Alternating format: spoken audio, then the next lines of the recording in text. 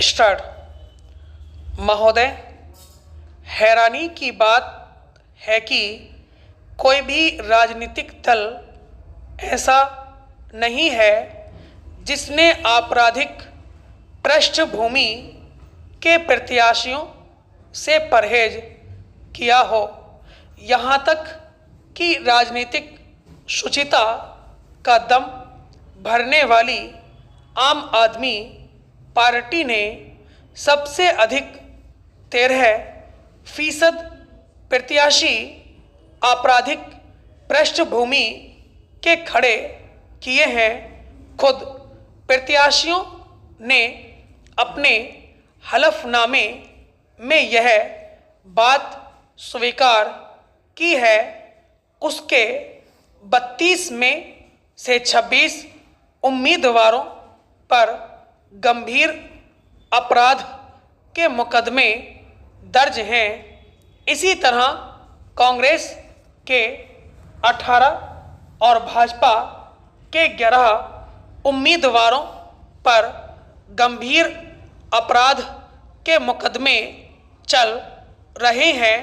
राजनीति में कई बार प्रतिद्वंद्वी दलों द्वारा रंजिश के चलते या सबक सिखाने की गरज से नेताओं पर मुकदमे थोप दिए जाते हैं।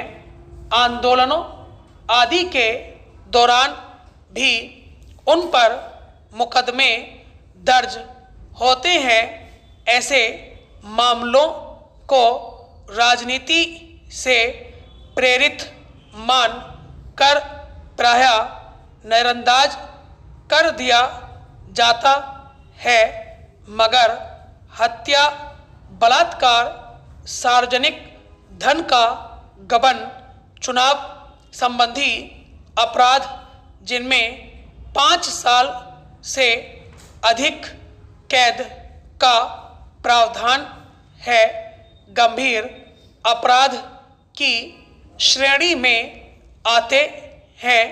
राजनीतिक दलों से अपेक्षा की जाती है कि ऐसे लोगों को चुनाव मैदान में उतारने से परहेज करें, मगर आजकल राजनीतिक दलों का जोर प्रत्याशियों के चरित्र पर नहीं, उनके जीतने की संभावना पर रहता है। इसलिए वे दबंग किस्म के लोगों को ज़्यादा अनुकूल पाते हैं।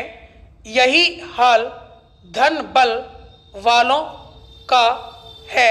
महोदय, जिसके पास अधिक धन है, जो किसी भी राजनीतिक दल को आर्थिक रूप से अधिक मदद करने में सक्षम हैं, उन्हें राजनीतिक दल चुनाव का टिकट पकड़ा देते हैं।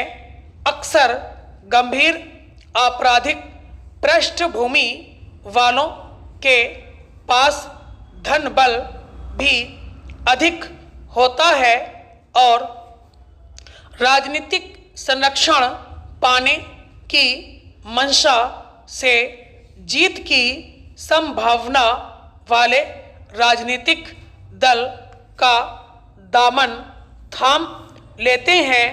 उनमें से बहुत सारे चुनाव जीत भी जाते हैं।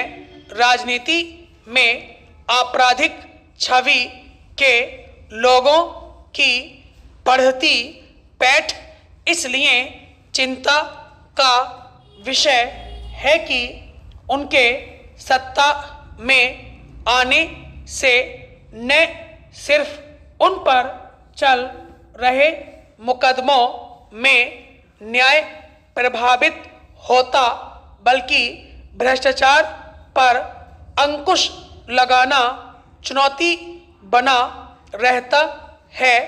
फिर सबसे बड़ा लोकतांत्रिक सैद्धांतिक सवाल सदा अनुत्तरित रह जाता है कि जिन लोगों को खुद कानून की परवाह नहीं, उन्हें कानून बनाने का अधिकार ही क्यों दिया जाना चाहिए। मगर चूंकि साफ सुथरी छवि वालों की अपेक्षा धन बल और बाहुबल वाले मतदाताओं पर दबाव बनाने और उन्हें रिझाने में अधिक कामयाब देखे जाते हैं, इसलिए राजनीतिक दल उनसे निकटता रखने में परहेज नहीं करते। कुछ तो राजनीति में दबंगई एक बड़े मूल्य की तरह स्थापित होती गई है। इसलिए भी राजनीतिक पार्टियां ऐसे लोगों को अपने साथ जोड़े रखती हैं, मगर इस प्रवृत्ति से लोकतंत्र को कितना नुकसान पहुंचता है, इस पर सोचने का मौका किसी दल के पास नहीं है। महोदय, विदेश मंत्री का चीन संबंधी ताजा बयान न सिर्फ उल्लेखनीय बल्कि गंभीरता से विचारणीय भी है।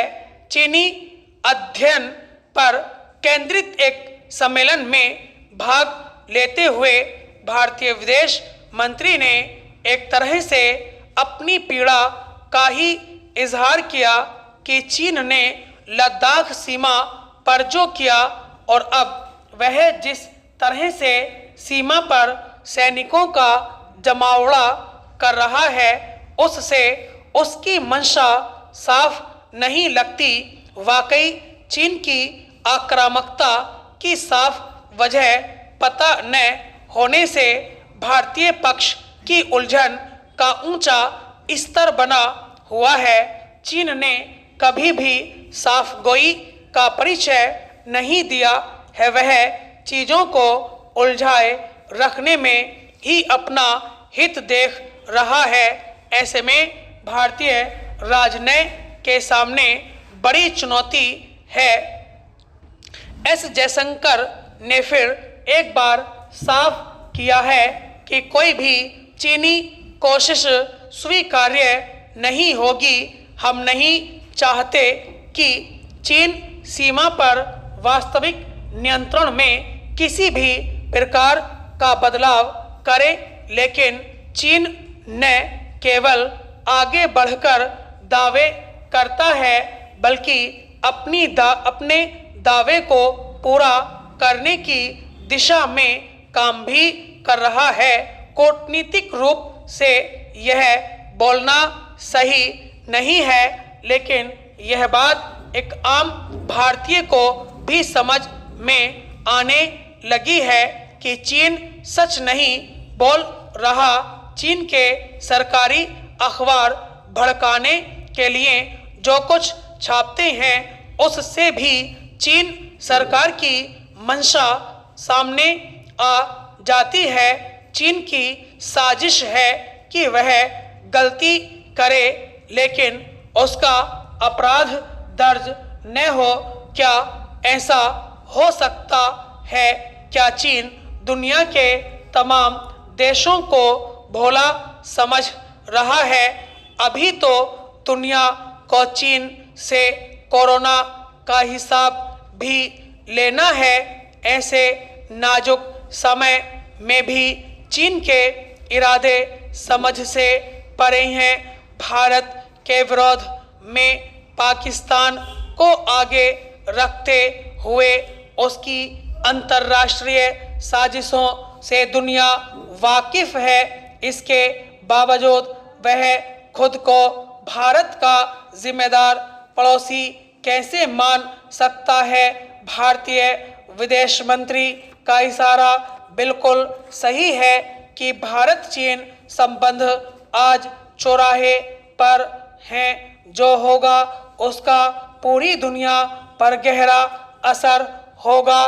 पूर्वी लद्दाख में चीनी कार्रवाई ने सीमा पर न सिर्फ सैनिकों के स्तर को कम रखने संबंधी प्रतिबद्धताओं की अवहेलना की है, बल्कि शांति भंग करने की इच्छा भी दर्शाई है।